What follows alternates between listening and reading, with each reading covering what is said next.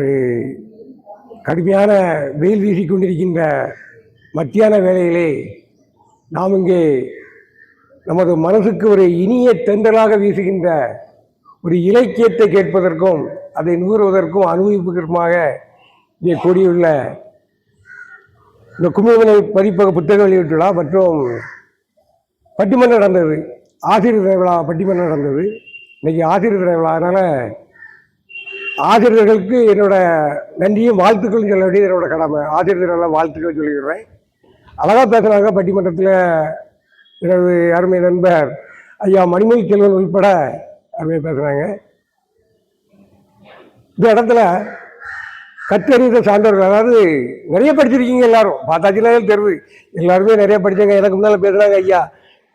இவங்களுக்கெல்லாம் மத்தியில் ஒரு சாதாரண பாமரனா, படிப்பறிவு குறைஞ்சவனா இருந்தாலும் கூட இந்த சபையிலே நடுநாயகமாக என்னை உட்கார வைக்கக்கூடிய அந்த தகுதியை எனக்கு வழங்கிய, நான் சார்ந்த தேரி இலக்கியத்திற்கும் என்னை தேரிக்காட்டு இலக்கியவாதியாக இந்த இலக்கிய வெளிக்கு அடையாளப்படுத்திய எங்களது அருமை தோழர், எனது நெஞ்சிலே, என் வாழ்க்கையில் வரமாக நான் நினைக்கின்ற, என் நெஞ்சிலே ஒரு பீடனை உயிர் பீடத்தில் உட்கார்ந்திருக்கின்ற ஐயா நல்லக்கண்ணு அவர்களுக்கும் இந்த இடத்திலே நான் எனது நன்றியை தெரிவித்துக் கொண்டு நான் எனது பேச்சை ஆரம்பிக்கலாம்னு நினைக்கின்றேன்.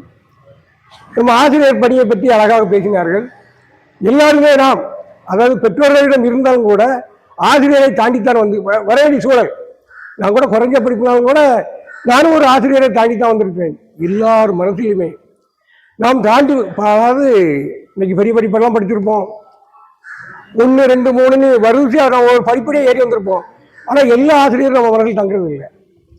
நமக்குன்னு ஒரு ஆசிரியர், எல்லாரும் சொல்லுவாங்க அந்த ஆசிரியரை படித்த ஐயா அப்படின்னு பெருமையாக சொல்லுவாங்க. அப்படி ஏதாவது ஒரு ஆசிரியர் நமது மனதிலே தங்கியிருப்பார். எனக்கும் கூட ஒரு ஆசிரியர் உண்டு. அதில் இந்த ஆசிரியர் பணியில் ஒரு விஷயத்தை நம்ம சொல்லணும். இந்த ஆரம்ப பள்ளிக்கூட ஆசிரியர் பணி, நம்ம ஒரு மேல்வகுப்புக்கு ஒரு மேல்நிலை பள்ளி கல்லூரிக்கு போயிட்டானா பாருங்க, அவங்க வந்து நான் சொல்லி வருத்தப்பட்டு வேண்டாம், போர்டில் எழுதி போட்டு எழுதிட்டு பாப்பா அப்படின்னு போயிடுவாங்க. ஆனால் சிறு குழந்தையாக சின்ன பிள்ளைகளா வீட்டை விட்டு வெளியே வந்து நல்லா சாப்பாட்டுக்கு தான் ஸ்கூலுக்கு போனேன். போகும் பொழுது நம்மை ஒரு பெற்ற தாயை போல, ஏன்னா காலையில் வீட்டில் வேலைக்கு போயிட்டாங்கன்னா நைட்டு தான் வருவாங்க, அது வரைக்கும் நம்ம ஆசிரியர்களுடன் இருந்தாகணும். அப்போ அந்த ஆசிரியர்கள் நம்ம அன்போடு அரவணைக்க வேண்டும். அதனால் அவங்களுக்கு இந்த ஆரம்ப பள்ளிக்கூட ஆசிரியர்களுக்கு நிறைய கடமை இருக்கு. அந்த கடமையை எல்லா ஆசிரியரும் சரியாக செய்கிறாங்க என்று நான் சொல்ல முடியாது. ஆனால் கூட ஒரு சில ஆசிரியர்கள் எனக்கு கிடைச்சார். சபரிமுத்து என்ற ஒரு ஆசிரியர் எனக்கு அமைஞ்சார். இன்னைக்கு நான் ஒரு எழுத்தாளனா, சின்ன வயசு அதை பாருங்க, 5லே விளையாடுறது 50லே விளையாடுவாங்க. இந்த சின்ன ஆரம்ப காலகட்டத்தில் நம்ம மனசுல சில விதைகள் விதைக்கப்பட்டார்கள். சில விதைக்கப்படுகின்ற அந்த விதைகள் அழகாக சிலிர்த்து எழும். ஒரு காலகட்டத்துக்கு பிறகு நமக்கு வேற சிந்தனைகள்லாம் வந்துடும். சொல்ல பேச்சுன்னா ஒரு விடலை பருவம்னு சொல்லுவாங்க, டீனேஜ்னு சொல்லுவாங்க, இங்கிலீஷில் விடலை பருவம்னு சொல்லுவாங்க. அந்த விடலை பருவத்தில் நமக்கு மனசு தடுமாடக்கூடிய சூழல். அன்னைக்கெல்லாம் நம்ம எதை விதைச்சாலும் சரியாக விளையாது, அது விளைவிடாது, காதல் மட்டும்தான் அங்கே முளைவிடும். அப்போ அந்த இளம் வயசுல நீ எந்த பாதைக்கு செல்ல வேண்டும், நீ எப்படியான பாதையில் பழகப்பட வேண்டும் என்ற ஒரு தீர்மானத்தை, ஒரு விதையை ஊண்டக்கூடிய ஒரு தன்மை வந்து ஆரம்ப பள்ளிக்கூட ஆசிரியர்களுக்கு ஒரு கடமையாக இருக்கின்றது. என் மனதிலும் கூட கற்பனை தூண்டி விட்டார் சபரிமுத்து என்ற ஆசிரியர். அழகான கற்பனை தூண்டி விட்டார். ஒவ்வொரு சின்ன பாடத்தையும் கூட ஓமானம் ஓவியம் சொல்லுவாங்க, கதைகள் மூலமாக. அது ஏன் இந்த கதை தேவைப்படுது, ஏன் இந்த எளிமையாக சொல்லணும்? இன்னைக்கு பார்த்தீங்கன்னா விஞ்ஞான கட்டுரைகள் இன்னைக்கு நிறையா வெளியே நிறைய பெரிய விஞ்ஞானிகள் கட்டுரைகள் எழுதுறாங்க. எல்லாரும் எழுதுகிற விஞ்ஞான கட்டுரைகளும் நம்ம மனசில் பதியாது. கொஞ்ச காலத்துக்கு முன்னால் வரைக்கும் இப்போ இறந்து போனார் என் ராமதுரைன்னு ஒரு ஆள் இருந்தார். அவர் தினமணியில் அழகாக நீங்களாம் படிச்சிருப்பீங்க, தினமணி இந்து பத்திரிகைலாம் கட்டுரை எழுதுவார், விஞ்ஞான கட்டுரை எழுதுவார். அவர் எழுதுகிற கட்டுரை படித்து பார்த்தீங்கன்னா நான்லாம் படிப்பு ரொம்ப கம்மி, ஆனால் கூட எனக்கும் புரியக்கூடிய வகையில் எளிமையாக அழகாக விண்வெளியை பற்றி, நான் கூட அவர் புத்தகத்தை நிறைய வீடுகள் வாங்கி போட்டிருக்கேன், விண்வெளியை பற்றி, ராக்கெட்டுகளை பற்றி, ஏவுகணைகளை பற்றி எளிமையாக அழகாக சொல்லக்கூடிய தன்மை அவருக்கு இருந்தது. இப்போ இன்னொரு ஆள் எழுதிட்டு இருக்காரு, அவர் இறந்து போனாரு, தாவி வெங்கடேஸ்வரன் எழுதிட்டு இருக்காரு. அருமையாக எழுதக்கூடிய, ஏன்னா அந்த எளிமையாக சிறு வயதில் நமக்கு எளிமையாக சொல்லித்தரக்கூடிய அந்த ஆசிரியர்களுக்கு அந்த பக்குவம் இருக்க வேண்டும். தம்பி பேசும்போது சொன்னாங்க, நம்ம ரமேஷா அவங்க சொன்னாங்க. அவங்க என்ன சொன்னாங்கன்னா, இன்னைக்கு ஆசிரியர்கள் இருக்காங்க, அவங்க வாசிப்பாளர்களாக இருக்காங்களே சொல்ல பிள்ளைங்க. உண்மைதான். ஒரு கல்லூரி ஆசிரியர்களுக்கு நான் படித்திருக்கிறேன். கல்லூரி ஆசிரியர்களுக்கு சம்பளம் வந்து சிலர் நிறைய பேர் ஏப்பா அவங்களுக்கு நிறைய சம்பளத்தை அள்ளி கொடுக்கான்னு சொல்லுவாங்க. இருக்கலாம். இன்னைக்கு 1,00,000 மேல சம்பளம் கூடிய தன்மை அவங்களுக்கு இருக்கலாம். ஆனால் அந்த சம்பளம் ஏன் வழங்கப்படுகிறது? நான் ஒரு கட்டுரையில் படித்தேன். ஏன் இவர்களுக்கு அதிக சம்பளம் வழங்கப்படுகிறது சிந்தித்து பார்க்க வேண்டும். ஏனென்றால் ஒரு மணி நேரம் ஒரு பேராசிரியர் ஒரு கல்லூரியில் லெக்சர் எடுக்க வேண்டும் சொன்னால், விரிவுரை ஆற்ற வேண்டும் என்று சொன்னால் 4 மணி நேரம் அவர் படிக்க வேண்டும். ஆனால் இன்னைக்கு நிறைய பேர் படிக்காங்களே நம்ம சொல்ல முடியாது. 4 மணி நேரம் படித்து ஒரு கடினமான விஷயத்தை, ஏன்னா மாணவர்களுக்கு கடினமாக கொடுத்தா அவங்களுக்கு புரிய முடியாது. ஒரு கடினமான விஷயத்தை எளிமையாக வெளிப்படுத்தக்கூடிய உள்வாங்கல் வேண்டும் அவர்களுக்கு. அதுக்கு தான் 4 மணி நேரம் ஒரு விஷயத்தை படிக்க சொல்றாங்க. அதுக்காகத்தான் அதுக்கான புத்தகங்களை தேடல், அதற்காக அவர்கள் அலைச்சல், அவர்களது நேரத்தை செலவிடல், இதுக்காகத்தான் அந்த சம்பளம் அதிகம் கொடுக்காங்க. ஆனால் நிறைய சம்பளத்தை வாங்கிக்கிறாங்க. ஆனால் இந்த மாதிரி விஷயங்கள் பண்றது கிடையாது. ஒரு சில பேராசிரியர்கள் நல்ல மாணாக்கர்களை உருவாக்கி அது இருக்கட்டும். அதனால் இந்த ஆசிரியர் தினத்திலே நாம் ஆசிரியர்களுக்கு என்னுடைய வாழ்த்துக்களையும் வணக்கத்தையும் தெரிவித்துக் கொள்கிறேன். அடுத்தபடி நிகழ்ச்சிக்கு வருகிறேன். இன்னைக்கு ஒரு அருமையான புத்தக வெளியீட்டு விழா. நண்பர்கள் இளைஞர்கள் உட்கார்ந்துருக்காங்க, அருமையான இளைஞர்கள். இவங்க வயசுலலாம் எனக்கு எழுதக்கூடிய பாக்கியம் ரொம்ப திணறிட்டு இருந்தேன். இன்னைக்கு இவங்களுக்கு ஈஸியாக கிடைச்சிருக்கு புத்தகம். அதாவது நான் ஒரு படைப்பை வெளியிடுவதற்கே 17 வயசுல ஆரம்பித்தேன். 23 வயசுல என்னோட முதல் சிறுகதை வெளியிடுச்சு. கிட்டத்தட்ட 6 வருஷம் முயற்சி பண்ணியிருக்கேன். அந்த 23 வயசுல எந்த கதைன்னா, நம்ம வாரமலர்ல திருமண வாரமலர், அதாவது பத்திரிகை துறையில் இன்னைக்கு நிறைய இலவச இணைப்புகள், எல்லா பத்திரிகையுமே இலவச இணைப்பு கொடுத்து கொண்டிருக்கின்றன. ஆனால் ஒரு காலகட்டத்தில் எல்லாம் கிடையாது, வெறும் பத்திரிகை மட்டும் தான் வரும். அந்த இலவச இணைப்புகளை முத கொடுத்தது எந்த பத்திரிகைன்னா தினமலர். வாரமலர் என்ற இணைப்பை கொடுத்தது. அதில் நிறைய சிறுகதை போட்டாங்க. எனக்கு கூட ஆசை. ஏன்னா என்னோட சிறுகதை பூரா போகும், மொத்தமாக போகும், திரும்பி வந்துக்கிட்டே இருக்கும், மொத்தமாக போகும், திரும்பி வந்துக்கிட்டே இருக்கும். அதுவும் சடையாமல் எழுதிட்டு இருந்தேன். அப்போ என்னோட முதல் சிறுகதை நாலனா சுவை. அப்போ வந்து நான் சைக்கிளில் லோன் அடிச்சுக்கிட்டு இருந்தேன். ஒரு மூடை அரிசியை கொண்டு ஒரு இடத்துக்கு போட்டு ஒரு கடையில் கொண்டு போட்டாச்சுன்னா எனக்கு 8 அணா தருவாங்க. அந்த 8 அணா, நான் இன்னைக்கு இந்த படியேறிங்களாம் வந்திருப்பீங்க. இந்த படிக்கட்டை ஏறி நான் முதுகிலே மூடையை சுமந்து கொண்டு இந்த படிக்கட்டை ஏறி உயரத்திற்கு வந்து அந்த மூடையை கீழே வைத்து அவிழ்த்து அது அரிசியை பார்வைக்கு வைத்து கொடுத்தால் 50 பைசா தருவாங்க, 8 அணா தருவாங்க. இந்த 8 அணா கூலிக்கு நான் அந்த மூடையை அடித்துக் கொண்டு இருந்த பொழுது அந்த கடைக்காரர் என்ன நினைச்சாரு தெரியல, எனக்கு கூட 4 அணா சேர்த்து கொடுத்தார். கூட ஒரு 4 அணா 3/4 ரூபாய் கொடுத்தார். அந்த 3/4 ரூபாய்க்கு சந்தோஷமா இருந்துச்சு. ஆகா 3/4 ரூபாய் செஞ்சாரு. ஏன்னா எனக்கு பெருந்தது. வரும் பொழுது வர வர வர வர என் மனதிலே ஒரு சிந்தனை, 8 அணா தர வேண்டிய ஒரு 4 அணா கூட தந்திருக்காருன்னா என்ன காரணம்? அதிகப்படியே தந்திருக்காரு. தரும் பொழுது அவர் நாளைக்கு நம்மகிட்ட இன்னும் அதிகப்படியே எதிர்பார்ப்பாரு. அப்ப நாம வந்து இந்த 4 அணாக்காக அவருக்கு நாம் அடிமையாக வேண்டிய சூழ்நிலை. ஏன்னா அதிகப்படியாக கூலி அதிகப்படியான அடிமை. நாம் 8 அணா வந்தா 3 இறக்கி போட்டு போய்கிட்டே இருப்போம். இந்த 4 அணா கூட தரும் பொழுது நாம் அவருக்கு அடிமையாகிறோம். இது சரியில்லை. உடனே போய் 4 அணா திருப்பி கொடுத்துட்டு எனக்கு 8 அணா போதுங்கன்னு சொல்லிட்டு வந்தேன். இந்த கருத்தை வைத்து தான் 4 அணா சுவை என்ற ஒரு சிறுகதை 1.5 பக்கம் வந்து இன்னைக்கு அந்த பத்திரிகை பிரதி கூட இன்னைக்கு நிறைய வர்றவங்க கேட்பாங்க, அந்த முதல் கதையை காட்டுங்கன்னு கேட்பாங்க. 300 சிறுகதைகள் இருக்கு. இன்னைக்கு ஆனந்தவுடன் அகில இந்திய வானொலி, தினமலர், வாரமலர் நிறைய எழுதி நிறைய பரிசுலாம் வாங்கியாச்சு. ஆனால் கூட அந்த முதல் சிறுகதை இன்னைக்கு பேப்பரை பெறட்ட முடியாது, பொடிஞ்சிவே இருக்கு. அப்படிப்பட்ட நிறைய பேர் வேண்டாம் அந்த இதுதான் கேட்பாங்க, படம் எடுத்து அனுப்ப சொல்லுவாங்க. அப்பேற்பட்ட அந்த கதையை அன்னைக்கு எழுதி இதுக்கு நான் எத்தனை வருஷம் முயற்சி பண்ணியிருக்கேன்? 5 வருஷம். ஆனால் இன்னைக்கு சூழல் அப்படி இல்லை. ஏன்னா இன்னைக்கு இணையம் இருக்கு. இணையம்னா நமக்கு வாட்ஸ்அப் தளம் இருக்கு, இன்ஸ்டாகிராம் தளம் இருக்கு, ஃபேஸ்புக் தளம் இருக்கு. எல்லா தளத்திலுமே நம்ம எழுதிடலாம். இப்போ என் மனசுல ஒரு தோணுதுன்னு வைங்களேன், ஒரு சின்ன கவிதை தோணுது. அந்த கவிதை 4 ஒரு கவிதையை நான் போட்டு விட்டுட்டேன்னா, போட்டு விட்டுட்டு சும்மா இருக்க மாட்டேன். அப்படியே தட்டி பார்த்துட்டே இருப்பேன். ஒரு 1/2 மணி நேரத்துக்கு 10 நிமிஷம் தட்டி பார்த்துட்டே இருப்பேன். லைக் வந்துருக்கா. அதில் வந்து என்ன விஷயம் தெரியுமா? இதில் ஒரு விஷயத்தை நீங்கள்லாம் இளைஞர்கள் புரிஞ்சு கொள்ள வேண்டும். என்னன்னா, இப்போ நண்பர் புத்தகத்தை ஒரு கவிதை போட்டிருக்காருன்னா அவரோட முகநூல் நண்பர், நான் அந்த கவிதையை தட்டி பார்க்கும் பொழுது ஓ நண்பர் போட்டிருக்காரு அப்படின்னு நான் கவிதை படிக்கணும் இல்லையோ லைக்கை தட்டி விட்டுருவேன். அப்போ இவங்க என்ன நினைக்காங்க, நமக்கு 50 லைக் கிடைச்சிது, அப்போ நம்ம கவிதை அபாரமான கவிதை. இப்போ கூட எஸ் ராமகிருஷ்ணன் ஒரு கட்டுரையில் இருந்தார். அது எங்களை மாதிரியான அந்த கால எழுத்தாளர் வாழ்க்கைகளை பற்றி ஒரு சிறுகதையையோ ஒரு கட்டுரையையோ பத்திரிகையில் வெளியிடுவதற்கு ஓராண்டு ஆகும். இன்னைக்கு நான் போட்டேன்னா 6 மாதங்களுக்கு பிறகு எனக்கு பதிலே வரும். அதுவரை இலக்கிய ஆர்வலர்கள், உதவி ஆசிரியர்கள், தலைமை உதவி ஆசிரியர், பொறுப்பாசிரியர் 4 பேர் சலிப்பான். ஒரு மூட கதை கட்டுகளை 4 பேர் சலித்தெடுத்து 6 மாதம் கழித்து பொறுப்பாசிரியர் ஒரு லெட்டரை போட தேர்ந்தெடுத்தார். இல்லைன்னா அப்படியே திருப்பி அனுப்பிடுறாரு. லெட்டரை போடுவார். அந்த லெட்டர்ல உங்களது கதை தேர்வு செய்யப்பட்டுள்ளது. இதெல்லாம் நான் சொல்றது 1980 காலகட்டத்து நிலவரம். இன்னைக்கு நிலவரம் இல்லை. உங்கள் கதை தேர்வு செய்யப்பட்டுள்ளது. இதை நீங்கள் என்ன 6 மாசம் ஆச்சுங்களா, இதை நீங்கள் வேறு பத்திரிகைகளுக்கு அனுப்பியுள்ளீர்களா, எங்களுக்கு உறுதிமொழி கொடுக்கணுமா. அதுக்கு பிறகு எவ்வளவு காலம் பாருங்க, அதுக்கு ஒரு உறுதிமொழி கொடுக்க சொல்லுவான். அதுக்கு ஒரு உறுதிமொழியை கொடுத்தாச்சுன்னா அதுக்கு பிறகு 6 மாசம் ஆகும். ஏன்னா சீனியாரிட்டி வரிசையா வரும். வெளிவந்த பிறகு அந்த கதையை பற்றி நமக்கு அபிப்பிராயம் தருவதற்கு மேலும் 1 மாசம் ஆகும். அப்போ கிட்டத்தட்ட ஒரு குறைந்தபட்சம் எனது கதையை பற்றி எனது அபிப்பிராயம், ராமகிருஷ்ணன் அழகா அந்த கட்டுரை எழுதியிருந்த முகநூலில் எனது கதையை பற்றி நான் எனது அபிப்பிராயத்தை அறிந்து கொள்ள ஓராண்டு ஆகிறது. ஆனால் இணையத்தில் எனது கவிதையோ கதையோ எனது துணுக்கையை பற்றி நான் எனது அந்த தரத்தின் மதிப்பீட்டை பற்றி அறிந்து கொள்ள 5 நிமிடங்கள் போதும். ஆனால் அது சரியான தர மதிப்பீடா என்பதுதான் கேள்விக்குறி. ஏனென்றால் பழக்கத்திற்காக லைக்கை தட்டி விடுகின்றார்கள். இன்னைக்கு இலேசா போச்சு. அதனால இன்னைக்கு வருத்தப்பட்டு கூடாது. நிறைய இன்னைக்கு மலிந்து போய் ஐயா சொன்னாங்க கவிஞர்கள் பெருத்து விட்டார்கள் என்று. இன்னைக்கு வர்றவங்க பூரா கவிஞர்களாகவே வர்றாங்க. ஆனா ஆயிரக்கணக்கான கவிஞர்கள் வருகிறார்கள் தவிர ஒரு மேத்தாவை போல, ஒரு இன்குலாப்பை போல, ஒரு காமராசனை போல, ஒரு மீராவை போல, ஒரு அப்துல் ரஹ்மானை போல, ஒரு வைரமுத்துவை போல காண முடியவில்லை.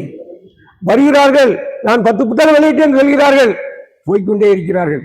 என்ன காரணம்? நமது எழுத்தில் தரம் இருக்கிறதா? ஒரு எழுத்து ஆர்வக்கோளர்கள் கூட ஒரு கருத்தை எடுக்க வேண்டும். இப்பெல்லாம் நாளைக்கு உங்க முன்னால் நின்றுட்டு இருக்கேன்னா தேரியாயனம் என்ற ஒரு நாவல் இன்னைக்கு பல்வேறு விருதுகளை உலக அளவில் பெற்றிருக்குன்னு தான் இன்னைக்கு கூட நிப்பாட்டிட்டு அந்த நாவல் தான். 300 சிறுகதை எழுதி 6 தொகுப்பு போடுறதுனால கூட அந்த தேரியாய நாவல் தானே உங்க முன்னால் நிப்பாட்டியிருக்கு. அந்த நாவலை எழுதுவதற்கு எனக்கு 6 ஆண்டுகள் பிடித்தது.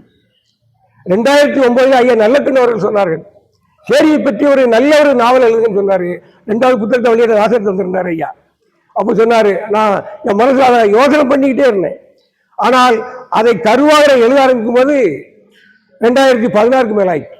6 ஆண்டுகள் 1000 பக்கம் எழுதுனேன் ஐயா. 1000 பக்கங்கள். இன்னைக்கு பாருங்க உயரத்தை குமிச்சிருக்கேன் டைரியில. 1000 பக்கங்கள் எழுதுனேன். எனக்கு நல்ல பேராசிரியர் காசிராஜன் ஐயா ஒரு ஆள் நாசத்தில் இருக்காங்க. நம்ம மணிமொழிக்கல் ஐயாவுக்கு தெரியும், அவரோட உறவினர். அவர் தான் எனக்கு வழிகாட்டி, தமிழ் பேராசிரியர். அவர் சொன்னாரு, இவ்வளவு பெரிய புக்கில் தான் நான் கூட படிப்பேன்னு சொல்ல முடியாது, ஒரே ஒரு போட்டுட்டார். உண்மையா இன்னைக்கு பார்த்தீங்கன்னா இவ்வளவு புக்கு வாங்கிட்டு போவாங்க. நான் நம்ம புத்தக கண்காட்சி போனேன், ஆயிரக்கணக்கான புத்தகங்களை வாங்கினேன், ஆயிரக்கணக்கான படம் கொடுத்து புத்தகங்களை வாங்கினேன், அவர் புத்தகத்தை வாங்கினேன், இவர் புத்தகத்தை வாங்கினேன். படித்திருப்பார்களா? அந்த செல்போனோட ரேக்கில் கொண்டு அடுக்கி வச்சிடுறாங்க. அப்போ எனது புத்தகம் அப்படி இருக்கக்கூடாது. நல்லக்குன்னு சொல்லுவாங்க, உங்களோட சிறுகதையில் நடையில் தன்மையே வேறு, நாவலுக்காக நடையை மாற்றிக்கொள்ளாதீர்கள் என்று கட்டளை போட்டார். அந்த சிறுகதை நடையை அப்படியே எடுத்து நாவல் எழுதி அந்த 1000 பக்கத்தை 600 பக்கமாக சுருக்கினேன். மறுபடி படித்தேன். அதாவது இன்னைக்கு ஒரு திரைப்படம் இருக்கு பாருங்க. திரைப்படத்தை பார்த்தீங்கன்னா எடிட்டிங் சரியில்லைன்னா பட தொகுப்பு சரியில்லை, படம் ஓடாது. எல்லா படம் நீண்டுகிட்டே போகுது, ஒரே அறுப்பா இருக்குன்னுவான்.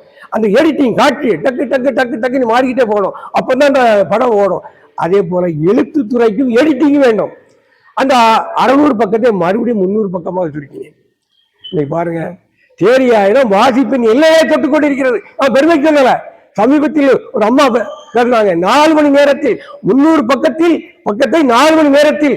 பெரிய பேச்சாளர், பெரிய சூழலில் எழுத்தாளர். அந்த அம்மா நீ படிச்சுட்டு எனக்கு இப்போ 2 மாசம் இருக்கு போன் பண்ணாங்க, 4 மணி நேரத்தில் படிக்கிறேன் ஐயா, வீட்டிலே 1000 வேலைகள் கிடைக்கிறது, வேலைகளை பார்க்க போய் சொல்லி மனசு சொல்கிறது, ஆனால் மூளை படி படி என்று சொல்கிறது. 4 மணி நேரத்தில் படிச்சுட்டு 1 மணி நேரம் என்கிட்ட விமர்சனம் பண்ணியிருக்காங்க.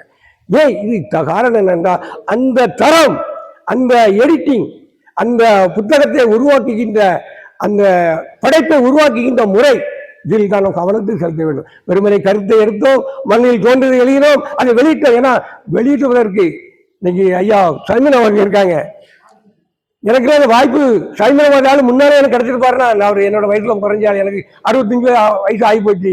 அதனால அவர் ரொம்ப அப்போதான் நான் பார்த்துக்க முடியாது. இவரை மாதிரி ஆள்கூட வாய்ப்பு எனக்கு கிடைச்சிருக்குன்னா நான் கூட இன்னைக்கு என்னோட 300 சிறுகதைகள் 200 சிறு தோற்கப்படாமல் கிடைக்கிறது. அந்த கதை இன்னைக்கு புத்தகங்கள் நிறைய வெளியே வந்திருக்கும். ஆனா எனக்கு நீண்ட நாளுக்கு பிறகு இவங்களும் கிடைச்சிருக்காங்க. இன்னைக்கு பாருங்க, தொடுவானம் தேவன் கலை பதிப்பகம், நம்ம கும்மியில பதிப்பகம், நம்ம 2 மாவட்டத்துக்குள்ளேயே நிறைய பதிப்பங்கள் உருவாயாச்சு. நாங்க இங்க இருந்து சென்னைக்கு புத்தகத்தை அனுப்பணும். மணிமேகலைக்கு 1999 என்னோட முதல் சிறுகதை தொகுதியை மணிமேகலை பிரசுரம் வெளியிட்டது. சென்னைக்கு அனுப்பிட்டு அவன் அங்க இருந்து அனுப்பாம வைக்கிறதுக்கு, ஏன்னா சென்னைக்கெல்லாம் போக நம்மளோட காசு கிடையாது. 7500 ரூபாய் என்னோட முதல் தொகுப்பு நான் வெளியிடும் பொழுது 7500 ரூபாய். சொன்ன மாதிரி ஐயா சொன்ன மாதிரி என் மனைவி பீடி சுற்றிய காசு பேங்க்ல லோன் எடுத்துட்டேன், அவன் தான் பீடி சுற்றி கட்டினான். இன்னைக்கு கூட தேரியாயனும் கூட எனக்கு 35,000 ரூபாய் செலவாக இருந்துச்சு. குழுவில் பணம் எடுத்து தந்தா, கட்டிக்கிட்டே கட்டி முடிச்சுட்டா. அதனால கூட நான் எழுத்து போட்ட முதலை எடுத்தது தேரியாயனுக்கு மட்டும்தான். ஏன்னா விருது 25,000 விருது, 10,000 விருது, 5,000 விருது அப்படின்னு சொல்லி உலகளாவிய அளவில் எனக்கு நிறைய பணம் கொடுத்தாங்க. நமது தூய மரியன்னை கல்லூரி, தூத்துக்குடி தூய மரியன்னை கல்லூரியிலே 2ஆம் ஆண்டு தமிழ்த்துறை மாணவர்களுக்கு பாடமா இருந்துட்டு, அப்பேற்பட்ட ஒரு தரத்தை எட்டிய அந்த நூல் போன புத்தக கண்காட்சியில கிருஷ்ணமணி விருது 25,000 கொடுத்தாங்க. ஒரு 120 நாவல்களில் சிறந்த நாவல் என்று. அதனால அந்த தரத்தை நாம் அந்த தரத்தோடு எப்படி ஒரு அர்ப்பணிப்பு வேண்டும். அதாவது சொல்லுவாங்க, இப்போ நான் இப்போ ஒரு நாவல் எழுதி முடிச்சிட்டேன். இப்போ நான் புத்தகத்தை வெளியிடுறதுக்கு பதிப்பக தேடின காலம் இருந்துச்சு. தேரியாயத்தை வெளியிட எத்தனை வீட்டை கேவலப்பட்டிருப்பேன் தெரியுமா? சைமன் எனக்கு கிடைக்கவே இல்லை. சைமன் கிடைச்சிருந்தா அவரை வச்சு போட்டிருப்பேன். ஃபோன் போடுவேன், போயா போட்ட புத்தகம் இருக்க மாட்டேங்க, நீ ஒரு புத்தகம் போட போறியா அப்படின்பா கிண்டல் பண்ணுவான். இன்னைக்கு பதிப்பகங்கள் போட்டி போடுகின்றன. ராயல்டி முதல் ராயல்டி பத்தாயா பேசுறான். ராயல்டி தருகிறேன் என்று சொல்லப்படுகிறது. நாம் உழைப்பு, அர்ப்பணிப்பு, பொறுமை, தொடர் முயற்சி. ஒரு புத்தகம் போட்ட விற்கலையா இதோட அப்படிதான் நினைக்க கூடாது. இந்த புத்தகத்தை இன்னைக்கு 3 புத்தகங்கள் இளைஞர்கள் தான். ஏன்னா எனக்கு இதை படிக்கக்கூடிய வாய்ப்பு கிடைக்கல. இதுக்கு ஐயா சிறுநாய கூட்டணியும் கண்டிப்பாக நடத்தணும். ஏன்னா அதில் தான் ஒரு புத்தகம், ஏன்னா ஒவ்வொரு நபரின் படைப்பும் பேசப்பட வேண்டும். எனக்குலாம் தேர்தலுக்கு முன் வெளியிட்ட எந்த புத்தகம் பேசப்படவில்லை. நமக்கு 1000 ரூபாய் சன்மானம் கொடுக்கட்டுங்க, 10,000 சன்மானம் கொடுக்கட்டு பெரிய மகிழ்ச்சி கிடையாது. நான் எழுதிய படைப்பை எனக்கு முன்னால் அது நல்லதோ கெட்டதோ விமர்சனம் பண்ணப்பட வேண்டும். அப்பதான் என் எழுத்து கூர்மைப்படுத்தப்படும். எனக்கு மன சந்தோஷமா இருக்கும். யாருமே பேசலைன்னா குப்பைக்கு போயிடும். பேசப்பட வேண்டும். அதுதான் திருநாள் கூட்டத்தை நடந்துருவேன். எனக்கு தேரியாயனம் கிட்டத்தட்ட தமிழகம் முழுவதும் திருநாள் செய்யப்பட்டிருக்கின்றது. அடுத்தபடியாக வெளியிடப்பட்ட அப்பாயின் 2ஆம் சிறுதோப்பும் திருநாள் செய்யப்பட்டிருக்கின்றது. அதனால் நண்பர்களின் புத்தகங்கள் இதோடு போய்விடக்கூடாது. நல்ல திருநாள் செய்யப்பட வேண்டும். இன்னும் அவர்களை பற்றி வெளியே தெரிய வேண்டும். இன்னைக்கு அவங்க நம்ம ஜூடியில் வரும்போது பார்த்தேன், அவங்க எனக்கு யாருன்னே தெரியாது, நான் யாருன்னு அவங்களுக்கு தெரியாது. 2 பேரும் கை கொடுத்துக்கிட்டேன். நானும் ஐயா வரும்போது கை கொடுத்துக்கிட்டோம். நான் அவர்கிட்ட சொன்னேன், உங்க புத்தகத்தை நான் தான் வெளியிட வந்திருக்கேன் அப்படின்னேன். அவருக்கு புத்தகம் படிக்கலையா அப்படின்னாரு. படிக்கவில்லை, எனக்கு வந்தவரம் தரப்பட்டுச்சு புத்தகம். நான் ஏன்னா என் கையில் புத்தகம் தரப்படும்போது லேசு புரட்ட தான் முடிஞ்சிச்சு. மேடைகளை பேசிக் கொண்டிருக்கின்ற பொழுது சரி நான் புத்தகத்தை புரட்டி கொண்டிருந்தால் சபை நாகரிகமாகாது. அதனால் இது சிறந்த பேசப்பட வேண்டும். இருந்தாலும் கூட காலப்பறை ஒரு சில இதுகளை மட்டும் அவங்க சொல்லிக்கலாம்னு நினைக்கிறேன். ஏன்னா அவங்கள ஊக்கப்படுத்தணும். ஏன்னா எனக்கு கிடைக்காத ஊக்கம் அவங்களுக்கு கண்டிப்பா கிடைக்கணும். அதுல அந்த அட்டைப்படத்துல பின்னட்டையில ஒரு கவிதை கொடுத்துருக்காரு பாருங்க. 1000 மக்கள் தன்னம்பிக்கையினுள் தந்து விடாத நம்பிக்கையை தந்து விடுகிறது, 1000 பக்க தன்னம்பிக்கையினுள் தந்து விடாத நம்பிக்கை தந்து விடுகிறது, வங்கோடையிலும் எப்போதோ பெய்த சிறுமலையை நம்பி குவிந்து கிடக்கும் கற்களுக்கு இடையே தலைவர் காட்டும் சிறு புல். அதாவது எவ்வளவு பெரிய இதாக அந்த சிறு புல் எழும்பும் பொழுது அந்த நம்பிக்கை எழுகிறது. இது நாங்கள் தேரிக்காட்டுக்குள்ள பார்ப்போம். பரமரர் போறீங்க காட்டுக்குள்ள இந்த பனைன்னு சொல்லுவோம். அந்த பனையில இப்போ ஐப்பசியில் மழை பெஞ்சிச்சுன்னா நாங்களாம் தேரிக்கு விரவு சுமக்க போவோம். எனக்குலாம் 50 வீதம் விரவிட்டு விட்டுருக்கேன், 50 60 வீதம் இருக்கு. அவன் போகும்போது எங்களுக்கு தண்ணி கிடைக்காது. இந்த நம்பிக்கைக்கு சொல்றேன், தண்ணி கிடைக்காது காட்டுக்குள்ள. இதை பற்றி நான் நிறைய யூடியூப்லாம் நிறைய பேசிட்டு நிறைய பேட்டி எடுத்திருக்காங்க. போகும் பொழுது ஒரு மணிக்கு சித்திரை மாதத்தில் நீங்கள் தேரிக்குள்ள நின்னீங்கன்னா பயங்கரமாக இருக்கும். அக்கினி ஓலச்செருப்புலேருந்து சூடு அப்படி ஏறும். அது நிற்கும் பொழுது நாங்கள் கஞ்சி பானை கொண்டு போவோம். நீங்கள் தேரியான நாவலை வாங்கி படித்து பாருங்க தெரியும். கஞ்சி பானை கலையம், அப்போ கஞ்சி இப்போ ஐயப்படலாம் கிடையாது. கலையத்தை கொண்டு போகும்போது அது மண்ணுக்குள்ளே புதைச்சி வச்சிருப்போம். மண்ணுக்குள்ளே புதைச்சி வச்சு அதுக்கு மேலே துணியை போட்டு மூடி, அதுக்கு மேலே இந்த விராலி செடி அதை போட்டு மூடி மேலே மண்ணை போட்டு வச்சிருப்போம். இந்த தோண்டும் போது புது மண் இருக்கு பாருங்க, புது மண் ஆடக்கூடாது. அந்த புது மண் தென்படுச்சுன்னா அண்டங்காக்கா வந்துடும். இல்லைன்னா பரவமாடு வந்துடும். அப்படியே தோண்டி எடுத்து அந்த தண்ணி சிந்தும் பொழுது 1 மணிக்கு எங்களுக்கு எப்படி இருக்குன்னு தெரியுமா? அதனால் படப்படப்பே வந்துடும். அப்படின்னா நாங்கள் தேடுவோம், எங்கேயாவது சூழ்புறம் இருக்கா அப்படின்னு தேடுவோம். நம்பிக்கை இழந்து நாங்கள் தவித்துக் கொண்டு இருக்கிற பொழுது நாங்கள் தேடும் சுற்றிலும் ஏன்னா தேடிக்காடு கூட மரம் தான் சூடு பறையை தேடுவோம். சூடு பறைன்னா அப்படியே வளர்ந்துருக்கும், இடையில சூடு வந்திருக்கும், அது ஒரு பொந்து கிடக்கும். இதில் நீங்கள் காட்டுக்குள்ளெல்லாம் நீங்கள் வந்து பார்க்க முடியாது. ஏன்னா நான் தேடிக்காட்டில் அப்படி அலைஞ்ச ஆட்கள் நாங்கள். அந்த சூடு பறை இந்த வரக்கூடிய நாவலையும் இந்த விஷயத்தை நான் தெரிவிச்சிருக்கேன். அந்த சூடுப்பறையில என்னன்னா உள்ள ஒரு கை நம்ம ஒரு கையை விட்டு நம்ம நுழைக்கிற மாதிரி கொண்டு கிடக்கும் அந்த பனையில, அந்த சூடு இடத்துல. அதுல ஐப்பசி மாசம் மழை தண்ணி இப்படி ஓங்கி காற்று அடிக்கும் போது அந்த தண்ணி உள்ள போயிடும். உள்ள போகும் பொழுது அந்த தண்ணி அப்படியே கெட்டி கிடக்கும், உள்ளுக்குள்ள கிடக்கும். ஒரு கிட்டத்தட்ட ஒரு முழங்கை அளவுக்கு கிடங்குறதுன்னா பாதி அளவுக்கு மணிக்கட்டு அளவுக்குள்ள தண்ணி கிடக்கும். சித்திரை மாதம் வரை கிடக்கும், வற்றாது. ஏன்னா உள்ள வெக்கமாக வாய்ப்பு கிடையாது. அந்த பனையில ஏறி அந்த தண்ணீரை கைகளால் கோரி கொடுப்போம். வண்டு கிடக்கும், அது ஒரு பக்கம், அதை திக்துரை போட்டோம், செத்து கிடக்கும் வண்டு, திக்துரை போட்டோம். அந்த தண்ணீரை கோரி குடிப்போம். அதற்கு பிறகுதான் எங்களுக்கு தேரியை விட்டு வெளியே வந்து விடலாம் என்ற நம்பிக்கை வரும். அந்த நம்பிக்கையை ஜூடின் அவர்கள் இந்த கவிதையை படிக்கும் பொழுது எனக்கு தோன்றியது. அவர்களை நான் வாழ்த்துகிறேன். அடுத்தபடியாக அவர்களுடைய கவிதையிலே எனக்கு நிறைய படிக்க முடியல என்ற புத்தகத்தை புரட்டியதுமே ஒரு விஷயம் தோன்றியது. நான் காதல் கவிஞன் அல்ல, படிச்சு ஏன் ஜாதின்னு நினைச்சுக்கிட்டேன். ஏன்னா இந்த அவங்க பேட்டியை பற்றி சொன்னாங்க பார்த்தீங்களா, அவன் நீலகண்ணையாட்ட கேட்டார், என்னையா ஒரே கஷ்டமும் கண்ணீரும் கஷ்டமும் கண்ணீரும், உங்கள் கதை பூரா அப்படித்தானே இருக்கு, உங்கள் வாழ்க்கையில் சிறுதாரமே கிடையாது அப்படின்னாரு. உன் கதையில் இந்த சிறுதாரமே கிடையாதுனாரு. என் வாழ்க்கையிலே இல்லை, அப்புறம் கதையில எப்படியா வரும், கற்பனை பண்ணி எழுத முடியாது அப்படின்னு சொன்னேன். அதனால எனக்கு காதல் கைவிடாத, காதலை பற்றி நினைக்கவே இல்லை, நினைக்க நேரம் கிடையாது. அழகா நான் காதல் கவிஞன் அல்ல. அதில் பாருங்க, அந்த பெண்களோட அழகை வர்ணிக்கும் போது கூட அவருக்கு என்ன ஞாபகம் வருது பாருங்க, அழகா சொல்லியிருக்காரு. நான் முழுசும் படிச்சாச்சுன்னா அவர் தெரியாது, நீங்க அழகா பேசலாம் அதை பத்தி. என்ன இருக்காரு, பெண்களின் கண்கள் நினைவூட்டுகிறது, நினைவுகளில் நிறைந்து தற்போது வற்றி போயிருக்கும் எங்கள் குலத்தை. அதாவது பெண்களின் கண்கள், அதாவது பெண்கள் கண்ணோட கையல் கண்கள், மீன் விழிகள் நமக்கு ஆர்வத்தை தூண்டப்படி அப்படின்னு நினைப்போம். ஆனா அவர் எழுதியிருக்காரு பாருங்க, அவருக்கு எதை நினைவூட்டுக்கு பாருங்க. ஏன்னா அவரு அடிக்கட்டு மக்களை பற்றி எழுதுபவர்கள். எனக்கு இந்த மாதிரி விஷயங்கள் ரொம்ப பிடிக்கும். மனசார் நமக்கு கவிக்கிறோம் அழகா. பெண்களின் கண்கள் நினைவூட்டுகிறது, நினைவுகள் நிறைந்து தற்போது வற்றி போயிருக்கு எங்கள் குளத்தை. கோடையில் பார்த்துக்கார் குளத்தை அப்படி இருக்காரு. அடுத்த அழகான மூக்கு, கண்ணை விட்டு மூக்கு வந்துட்டார். அழகான மூக்கு நினைவூட்டுகிறது எங்கள் ஊர் உடைந்த பாலத்தை. போக்குவரத்துக்கே வழி இல்லையா. ஆஸ்பத்திரிக்கு ஒரு ஆளை கொண்டு போனோம்னா நோய்பட்டு கொண்டு போன செத்த பிறந்த கொண்டு சேர்க்க முடியுது. அந்த கவிஞனின் கற்பனை, அவரோட மனசு எங்க போகுது பாருங்க. பாராட்டப்பட வேண்டிய எழுத்தாளர் ஜூடின் அவர்கள். அடுத்தபடியாக பளபளப்பான கண்ணமேடு, இது சிருங்காரமான ஒரு வார்த்தை. பளபளப்பான கண்ணமேடு பார்த்தா நமக்கு என்ன தோணும்? நான் சொல்ல வேண்டாம், எல்லாத்துக்குமே தெரியும். கண்ணமேடை பார்த்தாச்சுன்னா அவருக்கு நமக்கு என்ன நினைவு, அவருக்கு என்ன நினைவூட்டுது பாருங்க. பளபளப்பான கண்ணமேடு நினைவூட்டுவதும் கரடு முரடான எங்கள் ஊர் சாலை. அது எங்க போறாரு, அழகான கற்பனையான், எங்கேயோ போக வேண்டிய ஆள் நீங்க. அடுத்தபடியாக ஈரமாய் மின்னும் செவ்விதழ் அதரங்களுக்கு வராரு, உதட்டுக்கு வராரு, அப்படியே வராரு பாருங்க. வந்துட்டு என்ன எழுதுறாரு பாருங்க, ஈரமாய் மின்னும் செவ்விதழ் நினைவூட்டுவதோ கலவரத்தில் சிந்திய எங்கள் மக்களின் ரத்தத்தை. என்ன ஒரு வார்த்தை பாருங்க, அருமையான கவிதை. எனக்கு இது மேல படிக்கிறதுக்கு முடியல, ஏன்னா படிக்கிற நேரம் இல்லை. ஒரு திறனாய்வு கூட்டம் நடத்துங்கள், சிறப்பாக இதை பற்றி வெளிப்படுத்தலாம். அவரை பற்றி மட்டும் சொன்னால் போதாது. ஏனென்றால் எனக்கு ஒரு 2 நாளைக்கு மேலே புத்தகம் அனுப்பியிருக்கலாம், அனுப்புன்னு சொல்லி அனுப்பவே இல்லை. அடுத்தபடியாக நினைவை உண்கின்றேன். ராகுலன் யாரு? ஐயா ராகுலன். இது நான் கவிதை படிக்க முடியல, கடைசியாக எனக்கு கிடைச்சிச்சு, படிக்க முடியல. இருந்தாலும் கூட அட்டப்படல ஒரு விஷயம் சொல்லியிருக்காரு பாருங்க. ஒரு மனிதன் தான் இன்புற்று இருக்கும்போது இருக்கும் காலத்தை விடவும் துன்பத்தில் இருக்கும் காலத்தில் தான் பல்வேறு விதமான சிந்தனைகள் பிறக்கின்றன. உண்மைதான்.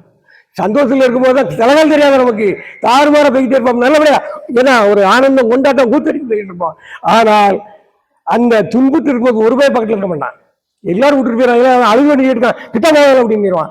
தனியாக இருக்கும்போது தான் கவிதை எங்க பிறக்கிறது? தனிமையில் பிறக்கிறது. கவிதை பிறப்பது தனிமை. அதனால்தான் அவர் அழகால் இருக்காது.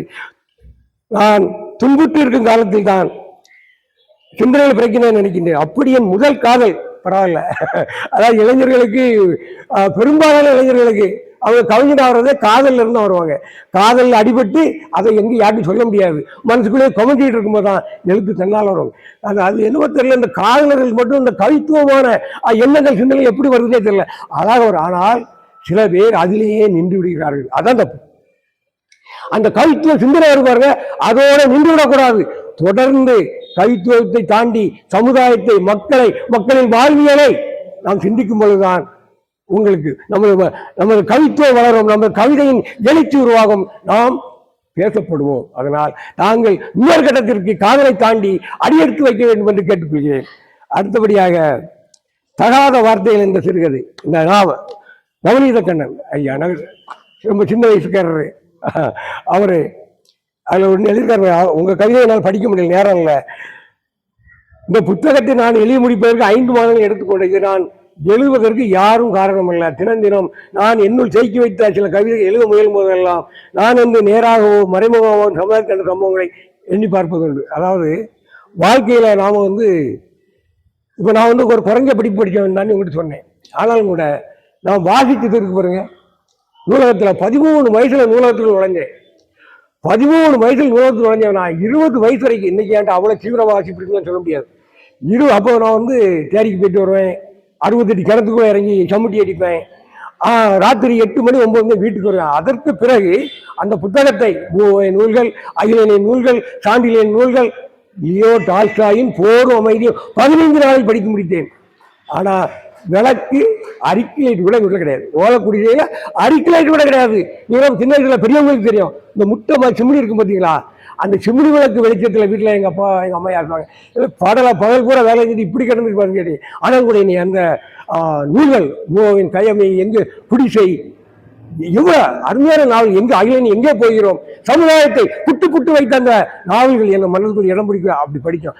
அப்படி படித்ததனால், நூல்களை வாசித்ததனால் வாழ்க்கையை வாசிக்கக்கூடிய, அதுதான் வெறுமனே நாம சும்மா இருந்தாலும் வாழ்க்கை பற்றி வந்து நூலை வாசிக்கும் பொழுது மூளை வெளிச்சப்படுகிறது. மூளை வெளிச்சப்படும் பொழுது நம்ம சிந்தனை வாழ்வின் பக்கம் திரும்புகிறது. நம் கண்முன்னே நடக்கின்ற சம்பவங்கள், நம் கண்முன்னே காண்கின்ற மாநில வாழ்க்கை, அந்த வாழ்க்கையை வாசிக்க ஆரம்பிக்கும் போதுதான் ஒரு படைப்பாளி உருவாகிறார்.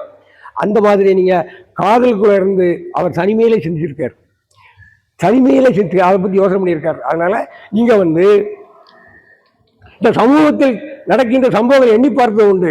அதில் பல மனதிற்கு நிறைவாக இருந்தாலும் சிலவற்றால் வருத்தமாகவும் இருக்கும். அதனால் தவறுகள் எல்லாம் மீண்டும் நடக்க வேண்டும் என்று பலமுறை நினைத்தது உண்டு. ஆனால் நடந்தது ஒருவர் செய்தது தவறு என்று மற்றவர் சொல்லால் அல்லது நடவடிக்கைகளால் தான் தெரியும். நானும் உணர்ந்து திரும்புவதற்கு முயற்சிக்கிறேன் எழுதியிருக்காரு. அதனால இவர் சமுதாயத்தையும் பார்க்க ஆரம்பிச்சிட்டார். சமுதாயத்தை பற்றி எழுதும்போதுதான், அதாவது ஒவ்வொரு மனிதனும் சமுதாயத்தை பற்றி எழுதும்போதுதான் அமரத்துவமான எழுத்து என்பது என்னவென்று சொன்னால், காதலை பற்றி எழுதுவதோ வெறும் பொழுதுபோக்காக எழுதுவதோ அமரத்துவமான எழுத்துக்களே அல்ல. அடித்தட்டு மக்களின் வறுமை, வாழ்க்கை, போராட்டங்கள் என எப்படி ஒரு தெரியாயிரம் என்னங்க கூட நிறுத்தியிருக்கிறதோ அதே போல அடித்தட்டு மக்களின் வாழ்க்கையை நாம் அவரை பற்றி எழுதும் போது அந்த ஊர்ல கூட எனது அருமை நண்பர் ஸ்ரீதர் கிடைச்சிருக்காரு. உப்புவங்கள் என்று ஒரு நாவல் எழுதி அவர் அமரத்துவமான புத்தகம் அழகா. நான் 1995 அந்த புத்தகத்தை பேசினேன், நான் திருச்செந்தூர்ல பேசினேன். அப்பவுமே கொஞ்சம் கொஞ்சம் எளிமை வரக்கூடிய காலகட்டத்தில் அந்த அமரத்துவமான எழுக்களை நமது மேற்கு காலத்துல ஒரு ஜனாதிபதி பதவி கூட அந்த அம்மா பேரை பரிசீலனை பண்ணாங்க. மகா சோழாதேவி ஞானபீட பரிசு, இந்தியாவிலே மிக பிரபலமான ஞானபீட பரிசு பெற்ற அந்த அம்மா எழுத காட்டிலே உரிமை. இந்த புத்தகத்தை எல்லாருக்கும் சிபாரிசு பண்ணுவேன். பிரிசாமிண்டாவின் வாழ்க்கையை, அந்த காட்டுக்குள்ளே வாழ்கின்ற அந்த மலைஜாதி மக்களின் வாழ்க்கையை அழகாக படம் முடித்து காட்டிருக்கின்ற காட்டிலே உரிமை என்ற அந்த நாவலை அழகாக எழுதினார்கள். இதெல்லாம் என் மனசுல பாதிக்கப்பட்டவர்கள் தான் தெரியான்னு எழுத முடிஞ்சு. வனவாசி விபூதி பூஷன் வந்தபாத்தியாயா, வனவாசி ஆரண்யத்தை என்று எழுதினார். அதனால் வனவாசி என்று தமிழகத்தில் படித்தேன். இந்த மாதிரியான புத்தகத்தை படித்தனால்தான் எனக்கு தேரியாயனை எழுத முடிந்தது. அதனால் அடித்தட்டு மக்களின் வாழ்க்கையையும் அவர்களை பற்றிய சரித்திரங்களையும் வாசியுங்கள், காதலை தாண்டி சிந்தியுங்கள். நீங்கள் இன்னும் ஒரு இன்புராப்பை போல, ஒரு அப்துல் ரஹ்மான் போல, ஒரு மீராவை போல, காமராசரை போல வர வேண்டாம், உண்மையிலே வர வேண்டாம். நீங்களாக வாருங்கள், நீங்களாக எழும்புங்கள், ஒரு நவநீத கண்ணனாக வாருங்க. உங்களுக்கு ஒரு அடையாளம் வேண்டும். எப்படி தேரிக்காட்டு இலக்கியம் எனக்கு அடையாளம் இருக்கிறதோ, நவநீத கண்ணன் என்று அடையாளம் வேண்டும், ஜூடினுக்கு ஒரு அடையாளம் வேண்டும், ராகுலனுக்கு ஒரு அடையாளம் வேண்டும்.